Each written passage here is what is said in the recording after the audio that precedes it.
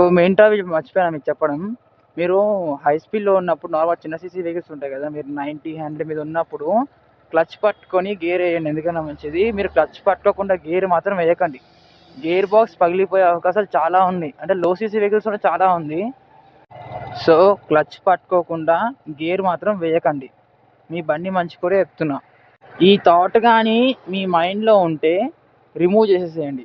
ఎవడో చెప్పి running high స్పీడ్‌లో గేర్ లేరా క్లచ్ పట్టుకున్నా అని చెప్పి ఛాలెంజ్ చేస్తే వద్దు. అస్సలు చేయకండి.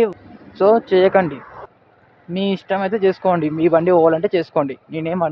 నేనేం చెప్తున్నా హై స్పీడ్‌లో ఎయకండి. మీరు మరీ హెవీ వెహికల్స్ వాడుతున్నట్టయితే కేటీఎం 390 గానీ, కేటీఎం 250, డామినర్ వాటికైతే మీరు హై స్పీడ్‌లోనే గేర్లు చేంజ్ చేసుకోవచ్చు. ఎందుకంటే వాటికి మోడ్స్ ఉంటాయి. ఆన్ చేసుకుంటే మీరు రన్నింగ్‌లోనే గేర్లు వేసుకుంటూ వెళ్ళిపోవచ్చు. వితౌట్ క్లచ్ పట్టుకోకుండా. సో, మీరు కూడా ట్రై చేయాలనుకుంటే మీ బండికి అసలు ట్రై చేయకండి.